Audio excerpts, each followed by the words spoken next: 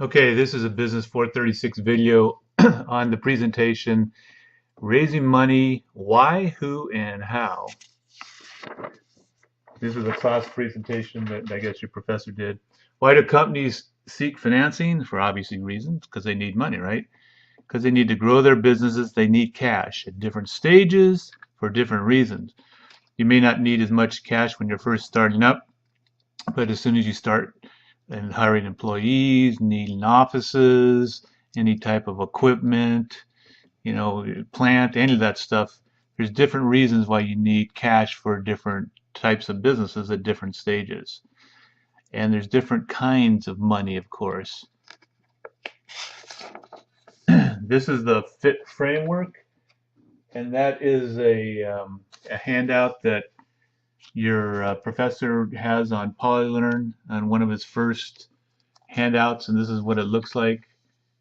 The ultimate FIT checklist. And basically, the FIT framework talks about opportunity, people, systems, and deal. And if you look on page 2 of that handout I just showed you, opportunity, what are the key success factors? Customers will customers buy it? Can we make and deliver it cheaply enough? Competition, can we defend against copyrights? Context, is now the right time? So that's some of the opportunity characteristics.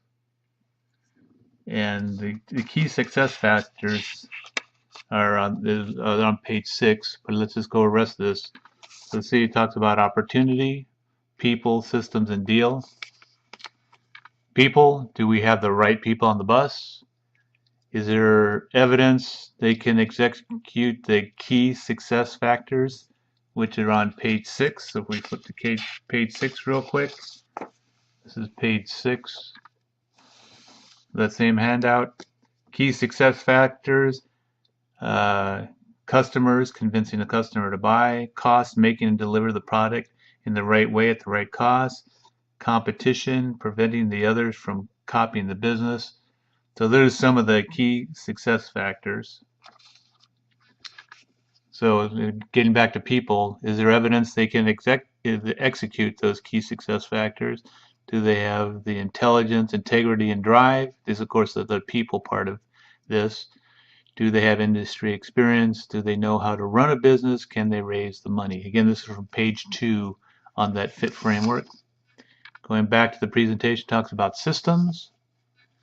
Systems is all the way over here. They got deal last, but systems, how do we keep on course? Levers of control, and those are basically systems you set up. And that's on page 10 again of this handout. This is page 10. Levers of control. Is there a succinct credo to codify belief systems and complement the opportunity, inspire people to reach new heights? Are there diagnostic systems, really important, that timely measure costs, sales, profitability, and other objective goals? And important subgroups or individuals, how do they reduce these to small numbers? Are there clear boundaries for activities that are off limits for strategic or ethical reasons? These are levers of control again. Are there procedures to encourage face-to-face interaction for the clarification of goals and honest debate? So that's some of the systems involved. Basically, systems are just, type of systems you put in place to keep the organization running the way you want it to run. And then setting priorities, is obvious. And then the deal. They've got this as last on here. It's over here on this FIT framework. How do we make the pie bigger? Are the incentives aligned? Do the investors contribute more than just dollars, like expertise of any type? Have we given all parties what they value most? Can we stage our investments? And how do we value the opportunity? So this is like a 10-page handout. So you might want to review this again, but this has to go with, this goes along with the FIT framework part of this presentation. Opportunities at the beginning, then launch and survivals at the next stage, then accelerating growth in the maturity and harvest. Harvest would be, of course, if you can sell the company. So it talks about different stages. Now, I'm not sure. I guess this is the growth and this is the cash. You can see that your cash burning really is ahead of the growth because you're burning a lot of cash at first. You got to hire employees. You got to staff up with people to work for you. You might have to buy equipment depending on what type of business you're in. You got to finance inventory. People don't think about that as, as far as money, but if you sell $1 million worth of something to somebody and they don't pay you for 60 days, well, you spent that $1 million, or say it cost you $800,000 for the $1 million you sold, but you got $800,000 sitting out there. You gotta pay your suppliers, so you gotta finance that somehow. So the cash burn is ahead of your growth rate at first, and then you hit break even. BE is break even. Remember what break even is when your fixed period costs, how many units, in case you're selling like units, fixed period costs over unit contribution margin. So this is your profit per unit, and these are your fixed period costs, and this is where you break even. At that point, you're using less cash, but your growth is outpacing it. So this is where you start to bring in more cash than you're throwing out. Because now your unit contribution margin is above break even, so all of that is basically gross profit, not net profit, but gross profit. And I'm assuming this is what he's talking about as cash, and this is the growth rate in units or whatever. Okay, so different reasons, I guess, for needing cash. At the beginning, you don't really need a lot of cash because you're exploring the opportunity. You're doing discovery, proof of concept, and then launch your product in survival mode, basically. Searching for a business model. You have your first customer. You have your minimum viable products. Next, you're building a business. So that's when your growth is a lot, but it's also when you start to burn a lot of cash through this area too. Your business model is found. This is when you've got accelerating growth. You just need to know these for a test, because he say with accelerating growth, which of these, or with launch and survival, A, B, and C are included. Maturity and harvest, you extract value, which is when you sell the company, I guess. I wasn't there for the lecture. Maintaining growth and exit. Exit is when you sell it too. Okay, I'm only trying to guess at some of this stuff. Different kinds of money. Okay, there's either equity or there's debt in a company, right? So what are the benefits of equity, or the detraction if you're the owner? Equity, if you're buying equity in a company, you're getting ownership in the company. If you're selling equity in a company, you're giving up ownership in the company, right? One of the benefits to have an equity, though, you're giving up ownership to the company if you're one of the founders, but you don't have to pay it back. It's money that he's contributing, and he's just hoping that when the company sells that he's, double, triple, quadrupled, whatever, his money. But he could lose it all also. But if the company turns out to be really, really successful, then you've given up what could be worth a lot of money as a founder. You've given up some equity that could be worth a lot. If the company goes bankrupt, then you gave up nothing, right? And you might give up some control if you're giving up equity.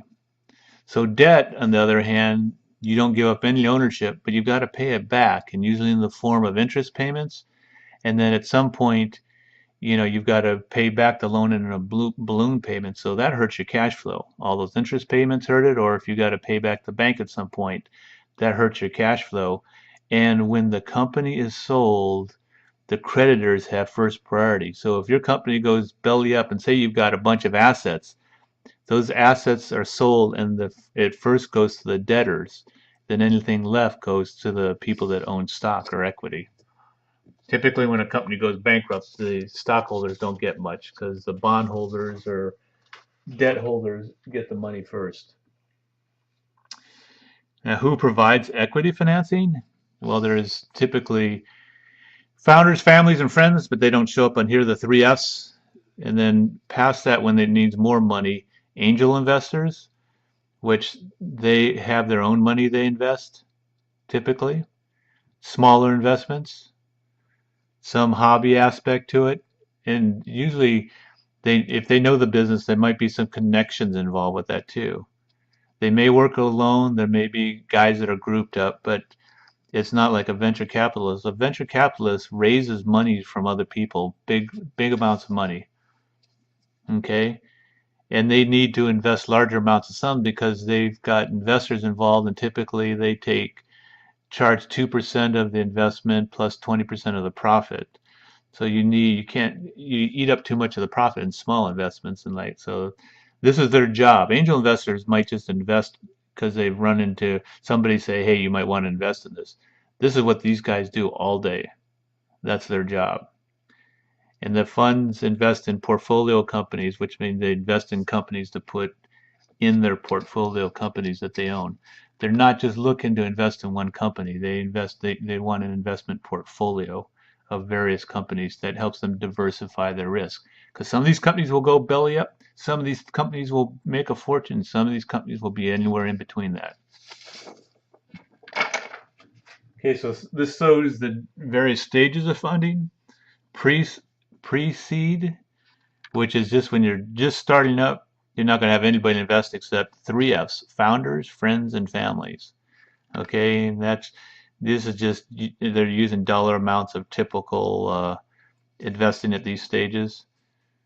Angel investors, like we said, are individuals or a small group of people that are investing their own money. It's their own money. Or venture capitalists are investing other people's money that they gather as an investment pool.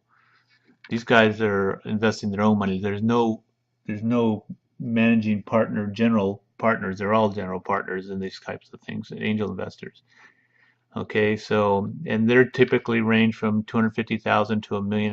This is just typical.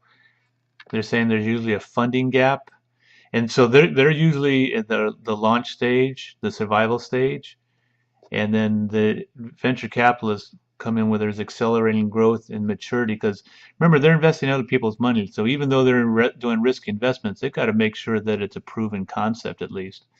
They're not just going to invest in somebody's whim and idea typically. There's usually a funding gap somewhere between 1 and 4 million that might have to get filled. Sometimes the venture capitalists will get in at that stage, or angel investors at this stage. Sometimes banks will even get involved. But the venture capitalists, from $4 to $10 million and up, and obviously much higher than that. Financing life cycle. This is basically showing the same type of thing. When you have the opportunity, there's just, the entrepreneur and the 3Fs, founders, friends, and families are typically investing. That's the 3Fs. And this says risk reduced over time equals better terms. So it means that the more that you can reduce your risk to these investors, the better terms you'll get for the money. These guys that are investing in this stage expect big percentage ownerships for little investment of money because it's very risky. So the closer you are to here, the more return you're going to want because it's riskier here. The closer you get to maturity, the less risky investment it is, and that's why banks get involved and some other funds that typically are not available, definitely at opportunity or even at launch stage. Okay, so at launch stage, angel investors, some customers might help finance you, like they'll give you purchase orders and give you deposits, which help fund the inventory that you're gonna have to do. Seed financing groups, early stage venture capital, research grants. If you're working in for a university or something like that, or business assistant incubators. Okay, and crowdfunding comes into these aspects too. Then more towards the growth stage, where you're growing, you're selling product, you have a cash flow. So that's part of your funding, right? Venture capitalists start coming in. If you've got enough assets, and if you've got purchase orders and sales, banks will start coming in because then they can collateralize. Even your purchase orders, they can collateralize, or there's companies that do that too. Customers will help finance it too with deposits. Strategic partners can come in. And then when you get more mature, obviously banks come in, private equity companies. These are big companies that are private equity and strategic partners. Strategic partners are companies or people that can help you get to the next stage. Okay, and then what is an early stage company worth? It's not profitable, it's not predictable as far as sales and profits, it's illiquid, it's got no history. So do you use price to sales? No.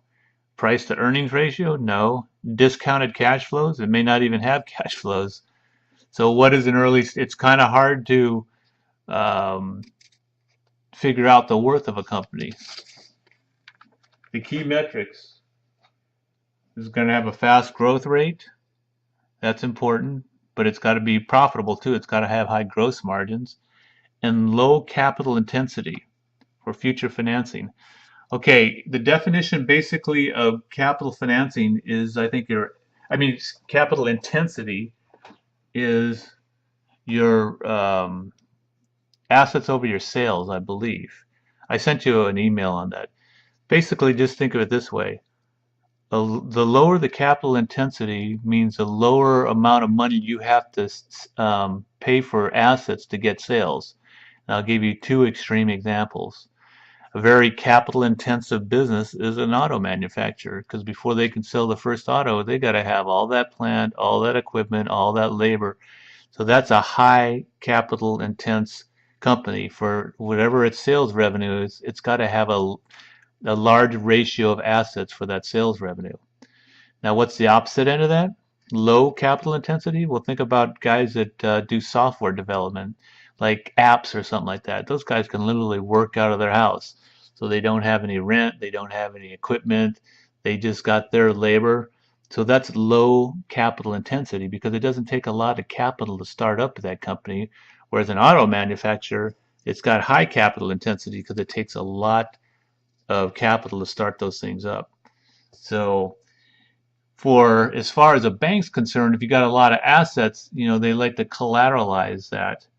But you got to take that into consideration, as far as different metrics for financing. That, for instance, the guy that did the travel business, he had no assets really, so it was hard to get a bank loan. But so that was a low capital intense business, as far as equipment and everything, but it still took a big cash flow, right? Because they had to pay for everything. Don't confuse capital intensive with cash flow. Capital intensive has to do with the amount of assets you got to purchase for your sales to create sales revenue, per sales revenue.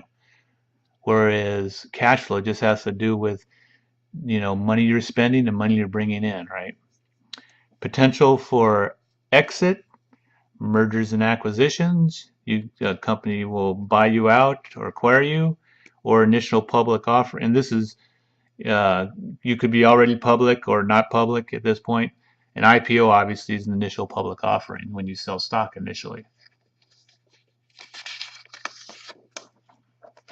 Okay, and these are just different types of companies that provide financing. Venture capitalists, they finance growing companies.